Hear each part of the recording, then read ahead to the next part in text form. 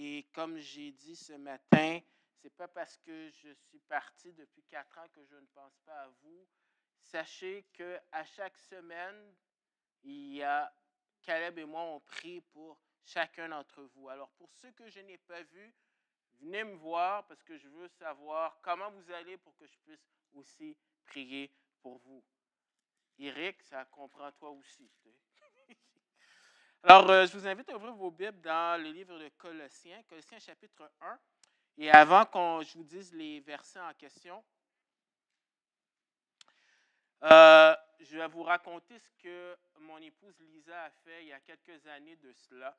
Alors, ce qu'elle a décidé de faire, c'est de prendre une bouteille et d'écrire à chaque jour, avant qu'elle dorme, une action de grâce. Alors, pendant 365 jours, elle devait écrire et mettre ça dans la bouteille. Alors, vous comprenez qu'il y a eu des journées où ce n'était pas évident, mais elle était engagée à essayer de trouver une action de grâce. Et quand on a commencé à lire cela après 1 an, ça nous a pris des heures et des heures pour lire les actions de grâce que Dieu avait faites dans sa vie. Alors aujourd'hui, vous comprenez que ce qu'on parle, c'est l'action de grâce. Et si vous trouvez que c'est trop long de dire ça, bien juste dire merci. Alors, Colossiens 1, versets 12 à 14. Vous allez me pardonner, je ne suis pas là à chaque année, mais est-ce que c'est possible de vous lever debout comme signe de respect pour la parole de Dieu? Je vais lire le texte dans la version Louis II. Je vais prier, puis après, vous pourrez vous asseoir. Rendez grâce au Père qui vous a rendu capable d'avoir part à l'héritage des saints dans la lumière, qui nous a délivrés de la puissance des ténèbres et nous a transportés dans le royaume du Fils de son amour, en qui nous avons la rédemption, la rémission des péchés. Seigneur, merci pour ta parole et permets que cela puisse transformer nos vies. Dans le nom de ton Fils Jésus. Amen. Alors, merci pour vous asseoir. Alors, vous comprenez que même si on parle du verset 12 à 14, bien, il faut toujours regarder le contexte. Le contexte, c'est verset 9 à 12. Et c'est une prière. C'est Paul qui prie. Et Paul, bien, c'est une de ses prières lorsqu'il est en prison. En l'occurrence, il se trouve à Rome, mais il écrit aux gens de Colosse, alors aux Colossiens. Et j'aime ça toujours mettre des images de la ville où est-ce qu'elle est présentement, les fouilles archéologiques. L'exercice, pourquoi je fais ça, c'est juste pour vous montrer que Dieu, la parole de Dieu, ce n'est pas une fable. Il était une fois. C'est Dieu qui se révèle à travers l'histoire, à des lieux géographiques, des endroits précis. Et des fois, l'archéologie permet de renforcer ce que la Bible dit. Pas toujours, parce que des fois, les gens peuvent faire des erreurs, mais à l'occurrence ici, Colosse, c'est un endroit en Turquie, un endroit bien précis où est-ce que Paul fait des prières. Alors, Paul prie pour ces gens-là qu'il n'a jamais vus, et le contenu de sa prière, c'est pour cela que nous aussi, depuis le jour où nous avons été informés, nous ne cessons de prier pour vous et de demander que vous soyez remplis de la connaissance de sa volonté en toute sagesse et intelligence spirituelle pour marcher d'une manière digne du Seigneur et lui être entièrement agréable, portant des fruits en toutes sortes de bonnes œuvres et croissant par la connaissance de Dieu. Fortifié à tous égards par sa puissance glorieuse, en sorte que vous soyez toujours avec une joie persévérante et patient. Rendez grâce au Père qui vous a rendu capable d'avoir part à l'héritage des saints dans la lumière. Alors, le contexte, la raison, c'est leur état spirituel. Il fait une pétition dans sa prière. Et le but de la prière de Paul, c'est quoi? Qu'est-ce que Paul peut demander pour les gens qui se trouvent dans cette ville-là? Eh bien, c'est leur sanctification, c'est-à-dire leur marche. La vie chrétienne, pour beaucoup de personnes, pense que ça s'arrête au baptême ou lorsque tu as mis ta confiance en Jésus. Mais dans le plan de Dieu, Dieu veut qu'on puisse grandir et ressembler de plus en plus à son Fils. Donc, c'est pour ça que même si on peut prier pour plein de choses qui sont légitimes, le Saint-Esprit inspire Paul pour dire « Prie pour leur croissance spirituelle ».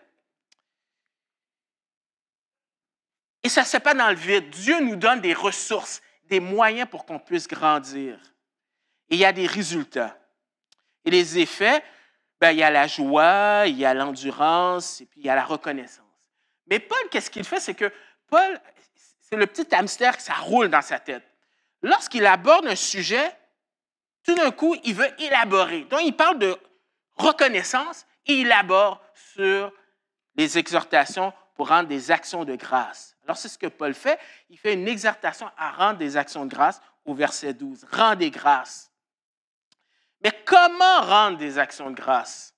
Alors, ce que Paul dit, c'est avec joie. J'ai mis un point d'interrogation parce que dans nos versions, ça peut être différent. Par exemple, Second ne mentionne pas joie au verset 12, mais à la fin.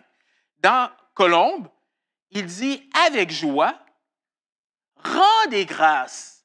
Alors, c'est la proposition qui influence le verbe ici. Alors, il y en a qui sont partagés. Est-ce que joie, c'est avant? Est-ce que joie, c'est après? Bien, pour de vrai, le principe de joie est quelque chose qui devrait vraiment envahir la vie d'un croyant. Et quand tu rends des actions de grâce, eh bien, tu ne rends pas des actions de grâce juste quand ça va bien, parce que tout le monde est capable de faire ça. Mais se rendre des actions de grâce en dépit des circonstances. Et qu'est-ce que Dieu demande? C'est l'obéissance. Rends des actions de grâce et Dieu va faire quelque chose. Ça va produire vraiment le fruit de l'esprit qui est l'amour, mais un des aspects, c'est la joie. Et rendre des actions de grâce, c'est important parce que quand tu rends des actions de grâce, tu déclares ta dépendance envers Dieu. Tu remercies Dieu. Parce que dans Romains, chapitre 1, ce qui décrit les gens qui n'aiment pas Dieu, c'est qu'ils sont ingrats. Je travaille en temps partiel dans une bibliothèque, comme commis, et tu entends toujours des... C'est intéressant, je trouve ça fascinant, parce que je suis dans un contexte où est-ce que je suis beaucoup en contact avec des non-croyants, et des fois, c'est intéressant ce que les gens peuvent dire. Il y a une personne qui rencontrait une autre personne, ils étaient en train de discuter, puis ils disaient « Oh, tu es en forme, tu n'as pas de maladie. » Elle dit « Oh oui, je remercie la vie. » La vie n'a rien à voir là-dedans. C'est Dieu qui te permet de te tenir debout. Et nous, comme croyants, on doit rendre des actions de grâce. Quand on ne rend pas des actions de grâce, c'est notre façon de dire « Dieu, je n'ai pas besoin de toi. Tout ce que je fais, je suis autosuffisant. » Donc, c'est très important de rendre des actions de grâce. Et je suis conscient que c'est facile de dire ça. Je suis devant vous, de rendre des actions de grâce. Mais Paul montre l'exemple parce qu'il y a une perspective biblique. C'est avoir une vision de la Bible. Trop souvent, comme croyants, on a la vision du monde. Et ça nous empêche de voir au-delà du bout de notre nez. Paul, rappelez-vous, il est dans une prison.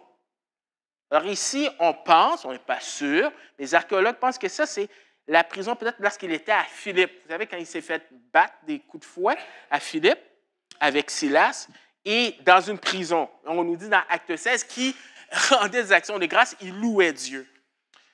Alors, Paul demande de rendre des actions de grâce. Comment rendre des actions de grâce? Mais quand rendre des actions de grâce? Ah, c'est facile, c'est la fin de semaine de l'action de grâce. Là, on dit merci, on vient de chanter, Yab nous a présenté des chants, on chante merci. Mais dans la perspective de Dieu, et quand Paul écrit, rendre des actions de grâce, ce n'est pas seulement une période précise dans l'année. C'est un participe présent actif. Hein? Ça veut dire quoi dans la vie? Ça veut tout simplement dire que c'est régulièrement. Régulièrement, Paul demande aux gens de pouvoir rendre des actions de grâce. Mais Éphésiens 1,16 et 1 Thessaloniciens 1,2 sont des textes qui montrent que Paul prêche par l'exemple. Lui-même rend des actions de grâce. Parce que c'est très facile. Tu sais, quand on est en avant, c'est très facile de dire des choses. C'est extrêmement facile.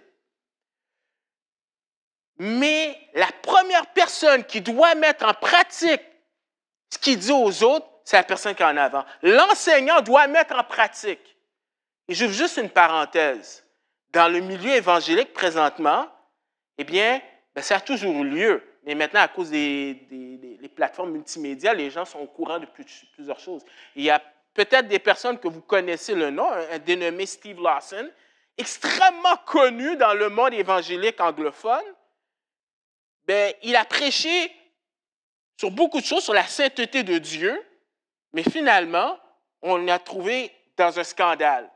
L'idée, ce n'est pas de lancer des pierres à Lawson. L'idée, c'est de montrer que, hey, fais attention. On peut tous tomber. Et c'est la grâce de Dieu. Mais il y a un principe. Tu mets en pratique ce que tu enseignes. Et c'est ce que Paul fait dans ces textes-là. Alors, ça veut dire quoi? Ça veut dire que ton temps, tu dois bien gérer ton temps. La Bible te dit qu'il faut racheter le temps. Et de même que la perspective biblique nous aide par rapport au découragement, bien, rendre des actions constamment, bien, c'est un antidote aux critiques, aux plaintes. Parce que, soyons honnêtes, nous passons beaucoup de temps à nous plaindre pour beaucoup de choses. Et le psaume 90, verset 12 dit « Apprends-nous à bien compter nos jours pour appliquer notre cœur à la sagesse. » Vous serez surpris de voir combien, si on fait l'exercice, combien de temps on passe à se plaindre, à se plaindre, à se plaindre. J'en sais quelque chose parce qu'en venant au Québec, j'ai passé par le pont La Violette pour aller traverser Trois-Rivières. Et là, on nous apprend, pendant qu'on va rentrer, qu'il y a un accident. Un accident. En plus, il y avait la construction. Donc, on est resté là. Comprenez, je suis dans un contexte, depuis 4 ans, là, les embouteillages, je ne connais pas ça. Là. Quarantaine de minutes. On ne peut pas bouger.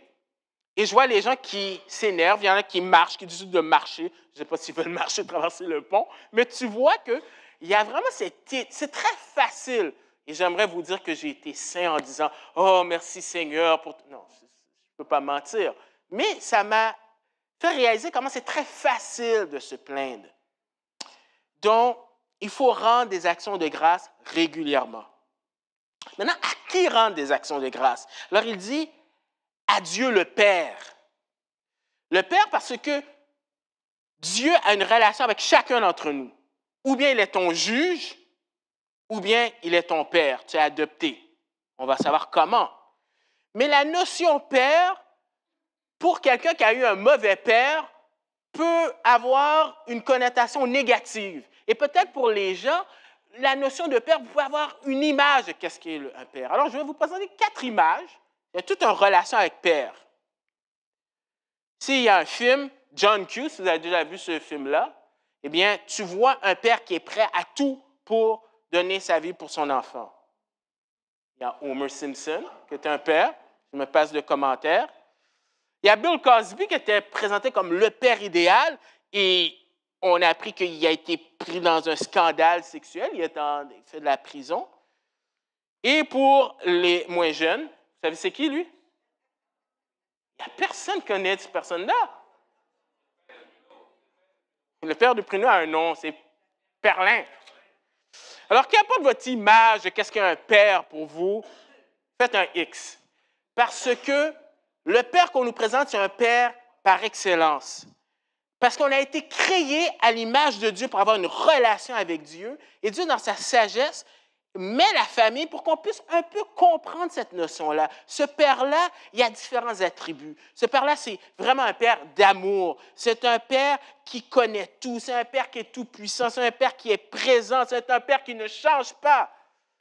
C'est ce père-là à qui on rend des actions de grâce. La notion de père implique qu'il y a une notion de relation. Et cette relation, avant qu'elle commence avec nous, elle commence à l'intérieur de la Trinité. La Trinité, c'est quoi? La Trinité, c'est pas... Le mot a été inventé par les hommes, mais le principe se trouve autant dans l'Ancien que dans le Nouveau Testament. C'est un seul Dieu, 3 personnes distinctes. On l'a chanté, Yab nous a présenté un chant où est-ce qu'on parle de la Trinité. Maintenant, le défaut avec nous, c'est qu'on ne comprend pas qu'il y a une distinction entre le Créateur et la créature. Il y a des choses dans la nature qui nous dépassent, que c'est très complexe. Mais ça ne nous empêche pas de dormir la nuit. À plus forte raison, le Créateur est beaucoup trop complexe. Donc, comment expliquer 1 plus 1 plus 1 égale 1? Je ne peux pas. Mais ce que je peux comprendre, c'est une notion d'amour. Et tu l'as à travers cette Trinité.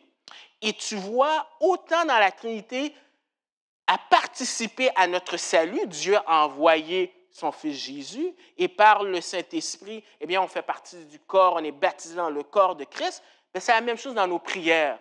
Dans nos prières, on prie à Dieu le Père, par Jésus, et le Saint-Esprit nous aide. Alors, Rendre des actions de grâce au Père. Pourquoi? Parce que Jacques 1, 17 nous dit « Toute grâce excellente et tout don parfait descendent d'en haut du Père des lumières sur lesquelles il n'y a ni changement ni ombre de variation. » Maintenant, les raisons de rendre des actions de grâce. On a prié, on a entendu différentes personnes rendre des actions de grâce pour plusieurs choses. Et on aurait pu dire plein de choses, comme Lisa trouvait 360 raisons de rendre des actions de grâce. Mais Paul va en nommer 3. La première, c'est pour notre qualification. Il nous dit, rendez grâce au Père qui vous a rendu capable. Pas par nous-mêmes, pas parce qu'on est bon, mais c'est lui. Notre qualification à quoi? Pour un héritage futur. Les 3 requêtes, les 3 raisons plutôt de rendre des actions de grâce, il y a un impact présent, mais il y a un impact futur. C'est sûr que par notre relation avec Jésus, on bénéficie de plein de choses dès maintenant. Mais l'emphase est mise sur l'avenir et on parle d'héritage qui appartient légalement à tous les croyants, les saints, ceux qui sont mis à part. Et je trouve ça intéressant, cette idée d'héritage, et on associe les saints. Dans l'Église catholique, on pense qu'un saint qui est canonisé, c'est quelqu'un qui a fait des grandes œuvres, et puis, oh oui, oui, oui, oui. Non, ici, dans le contexte ici, c'est tous les croyants. Légalement, eh bien, on a un héritage. Et légalement, eh bien, Dieu nous a mis à part. Donc, vous pouvez m'appeler Saint-Pierre ou Saint-Sem, mais c'est correct. Hein? Pas parce que je suis meilleur que les autres, parce que j'ai été mis à part. Et j'ai un héritage dans la lumière qui est le contraire ou un contraste avec les ténèbres. Et tu as plusieurs textes, Galates 3, 29, Galates 6, 7, 1 Pierre 1, 3 à 4, te parle de cet héritage que nous allons avoir. En d'autres mots, hein, on dit une image vaut 1000 mots, un certificat cadeau. Imagine un certificat cadeau. Quand tu donnes un certificat cadeau, qu'est-ce que tu dis? Tu dis merci. Pourtant, tu n'as rien reçu encore, tu as juste eu le papier. Mais tu sais que tu vas obtenir, qu'importe l'item, quand tu vas le présenter. Donc, il faut le voir comme ça aussi. Donc, c'est un héritage. On peut déjà dire merci, même si on ne l'a pas encore reçu, mais c'est juste une question de temps. Donc, légalement, on a cela. Donc, la première raison, c'est pour notre qualification. La deuxième, c'est parce qu'il nous a délivrés. Mais délivrés de quoi? Bien, le texte dit qu'il nous a délivrés. Et le mot, la signification, c'est définition, sauver du danger, secourir, délivrer ou préserver. Et le temps de verbe, dans le grec, bien, ça signifie que nous avons été délivrés ou sauvés à un moment donné. Ce n'était pas un processus où c'était quelque chose de ponctuel qui s'est passé. Le jour où tu as mis ta confiance en Jésus, tu es délivré. Alors, j'ai connu des personnes, quand ils se sont convertis, ils ont pleuré. Il y en a d'autres qui ont eu une réaction violente. Il y en a d'autres qu'il n'y a rien qui s'est passé ici. Parce que la foi est sur l'objet et pas sur ce que tu ressens. Ben, je n'ai pas dit qu'il faut être des gens, des machines sans émotion. Mais notre foi n'est pas basée sur ce qu'on ressent. Notre foi est basée sur ce que lui a fait. Alors, il nous a délivrés de quoi? De la puissance des ténèbres. Et dans l'idée, dans l'original, alors c'est une préposition qui dit de sortir de sous un pouvoir, une autorité. C'est-à-dire qu'il ne nous a pas juste sauvés quand on était dans le coin, là. C'est vraiment quand on était dans le gouffre même, il est venu, puis il est venu nous sortir du danger. Il nous a transportés, on va le voir, qu'est-ce que ça veut dire? Dans le royaume du Fils de son amour. C'est un terme unique dans le Nouveau Testament, mais ça souligne quoi? L'objet de son amour. Alors, par notre association à Jésus, on bénéficie de choses extraordinaires. Et vous savez, tous les exemples sont limités. Alors, je vais vous donner un exemple, c'est limité, mais j'espère qu'au moins, peut-être, vous allez comprendre un peu l'idée. Est-ce que vous savez qui est cet homme-là? Probablement, personne ne le sait. Mais laissez-moi vous dire que si vous êtes ami avec cette personne-là, si vous êtes dans la parenté de cette personne-là, ou si vous êtes célibataire, vous vous mariez avec cette personne-là, il y a des conséquences, il y a des choses. Le nom de cet individu, c'est Rory John. Mais c'est le nom de famille. Gates. Bill Gates. C'est le fils de Bill Gates. Bill Gates, il équivaut, quoi? Il vaut combien? 160 milliards, je pense. Et c'est son fils, c'est le seul garçon qu'il a. Il a 2 filles. Donc, si tu es marié avec Rory John Gates, je pense qu'on peut dire que tu n'as pas besoin de te casser la tête, là. Tu sais? Mais c'est rien comparé à Jésus. Par notre association à Jésus, eh bien, oui, tu as raison. Par notre association à Jésus, bien, on participe à tout ce qu'il y a parce que Dieu aime le Fils. Voilà, on a parlé de Trinité. Alors, pour résumer, il nous délivre du pouvoir. Alors, dans l'original, c'est un article défini, c'est vraiment ténèbres même. Et c'est une image, hein, on ne parle pas de ténèbres physiques, mais c'est vraiment cette idée d'aveuglement, un monde en rébellion avec Dieu. Quand Jésus a dit que, quand ils sont venus arrêter Jésus, il a dit maintenant le pouvoir des ténèbres, faites ça parce que le pouvoir des ténèbres est actif, c'est ce qu'il y a. Alors, c'est la sphère dans laquelle Satan opère, Éphésiens 2 et Éphésiens 6, 12. Qui dit quoi? Dans lequel vous marchiez autrefois selon le train de ce monde, selon le prince de la puissance de l'air et l'esprit qui agit maintenant dans les fils de la rébellion. Pourquoi c'est important de connaître ce verset-là? C'est important parce que ça te permet de comprendre qu'est-ce qui se passe dans le monde. La guerre, tout ce qui se passe. Tu te dis, mais voyons, qu'est-ce qui se passe? Vous regardez les médias sociaux. Et là, tu as tes philosophes, un peu comme les gens d'Athènes, qui viennent, des spécialistes, pour te dire pourquoi il y a des problèmes. Tout ça, c'est à la surface. Nous savons le vrai problème, c'est un problème spirituel. Et ça nous apprend à être humble et pas dire, oh, voyons, donc moi, je n'aurais jamais fait ce genre d'action. Oh, il a fait ça. Oh. Non, parce qu'on était comme eux. On marchait, on était esclaves, on était dans ce milieu-là. Donc, ça devrait nous apprendre à être reconnaissants et pas être arrogants. Mais aussi, le texte dit, Éphésiens 6, 12, car nous n'avons pas à lutter contre la chair et le sang, mais contre les dominations, contre les autorités, contre les princes de ce monde des ténèbres, contre les esprits méchants dans les lieux célestes. Ça veut dire que, je vous ai dit, il y a un aspect présent, mais un aspect futur. De même qu'on est délivré de la puissance du péché, c'est-à-dire qu'on n'est pas obligé de pécher, mais on n'est pas libéré de la présence du péché. Un jour, on le sera. Et il y a de quoi se réjouir de savoir qu'un jour, on ne péchera plus. Alors, il y a des raisons de rendre des actions de grâce. Troisième raison de rendre des actions de grâce, on nous dit, parce que c'est lui qui nous a transportés dans le royaume de son Fils. OK, tu viens me dire qu'on n'a pas à lutter contre la chair et le sang, on est encore dans un combat spirituel, on voit qu'est-ce qui se passe dans le monde, et comme pour reprendre quelqu'un qui a dit « Hey, si c'est le royaume, mais je suis en train de vivre dans le ghetto. » Non, chaque aspect que Paul mentionne a une dimension future. Jésus va venir venir nous chercher, comme il l'a dit, dans la chambre haute, mais qu'est-ce qui se passe? Temporairement, on a un passeport.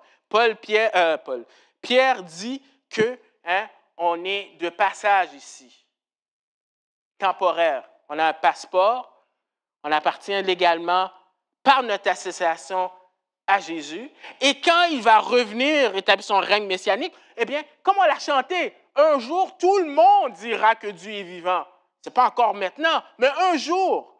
Et ça, c'est une raison de rendre des actions de grâce. Ça veut dire quoi? Concrètement, ça veut dire quoi dans la vie? Ça veut dire ceci. Au Nouveau-Brunswick, dans 1 mois, c'est les élections. Aux États-Unis, dans quelques temps, ça va être les élections. Au Canada, bon, on ne sait pas, mais peut-être ça va être les élections, qui sait? Peut-être dans 2 ans, peut-être avant. Quand il y a des élections, les gens mettent leur espoir dans un gouvernement en pensant que ce gouvernement va régler tous les problèmes. Il ne faut pas être naïf. La Bible dit on est des pécheurs. Et comme chrétiens, on ne devrait pas paniquer. Oh, telle personne est devenue au pouvoir. Oh, telle personne. Oh, qu'est-ce qui va arriver? Quand Jésus va revenir, il va faire le vrai clean-up. Tu n'as pas besoin, comme chrétien, de paniquer.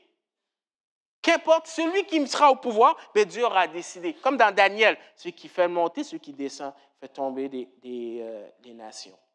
Alors, il y a plusieurs textes qui te parlent. J'aime bien Acte 26, verset 18, ce que Dieu a dit à Paul.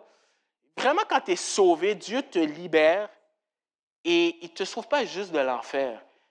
Il t'amène à vraiment des choses merveilleuses qui t'accompagnent avec ça. Alors, une image vaut 1000 mots. Domination des ténèbres. Il est venu nous chercher pour nous transporter dans son royaume de lumière. Alors, la conclusion. Raison pour laquelle Dieu fait ces trois choses-là. Est-ce que c'est parce qu'on est si bon que ça? Est-ce que c'est parce qu'on est cool? C'est pour ça que Dieu fait ça? Non. Le texte dit, en qui? Alors, le qui, c'est qui? Le qui, c'est qui? C'est Jésus, verset 13. En qui nous avons la rédemption. La rédemption, le mot, c'est racheter un esclave ou captif, c'est-à-dire rendre libre en payant une rançon. Donc, il y a un prix à payer. Dieu est bon, mais il n'y a pas bonbon. Il y a un prix. Dieu est amour, mais il y a un prix. Il est juste aussi. Donc, il y a un prix. On était esclaves du péché. Et il explique, par son, j'ai écrit en parenthèse par son sang parce que ça ne se trouve pas dans toutes les versions. Mais il y a vraiment cette idée de la rémission des péchés. On dit que c'est une apposition, c'est-à-dire c'est l'équivalent. Rédemption implique quoi? La rémission des péchés. La rémission des péchés, ça veut dire quoi? Ça veut dire la dette est enlevée, on est pardonné. Ça signifie littéralement un renvoi, comme dans l'Ancien Testament, avec le bouc que tu imposais les mains, puis après il s'en allait, puis pour revenir. Notre dette est enlevée. Vous avez une idée de c'est quoi une dette? Ça, j'ai pris ça il y a quelques années. La dette des États-Unis, c'était 114,5 trillions de dollars. C'est l'équivalent de l'édifice que vous voyez le plus gros, là. C'est plus gros que les 2 tours. Ça, c'est le déficit, là. La dette. Nous, envers Dieu, notre dette, là, c'est plus grand que ça. Donc, vous pensez vraiment que nos bonnes œuvres vont faire enlever cette dette-là? Non. C'est pour ça que la Bible dit, tout souverain est établi pour présenter des offrandes et des sacrifices, d'où il est nécessaire que celui-ci aussi quelque chose à présenter. Parce qu'il y a un prix à payer. Dans l'Ancien Testament, c'était un animal, mais c'était une image pour montrer celui qui devait le faire. Jean-Baptiste a dit, voici l'agneau de Dieu qui ôte les péchés du monde. Et qu'est-ce qui arrive? C'est que lorsqu'il a fait ça, le rideau est déchiré, c'est-à-dire qu'on a libre accès, c'est possible. La dette est enlevée. Et j'aime bien cette image parce que je vous expliquais un peu la conception de la religion versus qu'est-ce que Jésus a fait. Dieu a des standards parfaits. La règle, c'est pour montrer que tu ne peux pas atteindre des standards. Tous sont privés de la gloire de Dieu. Je vais donner 2 extrêmes. Et que les gens dans la rue vont être d'accord. Mère Teresa, bon, tout le monde est d'accord pour dire, gentil, hein, elle a donné sa vie pour des lépreux. Non, il faut reconnaître, c'est quand même bien. Et on donne l'autre extrême. Non, à côté, il y a notre photo, parce qu'on est peut-être pas Mère Teresa, mais on n'est pas si mauvais que ça, versus notre voisin qui n'a aucune moralité. Mais là, tu as le criminel. Et là, tu as l'extrême, tu as Hitler. Okay? Donc, tous sont privés de la gloire de Dieu. Tous.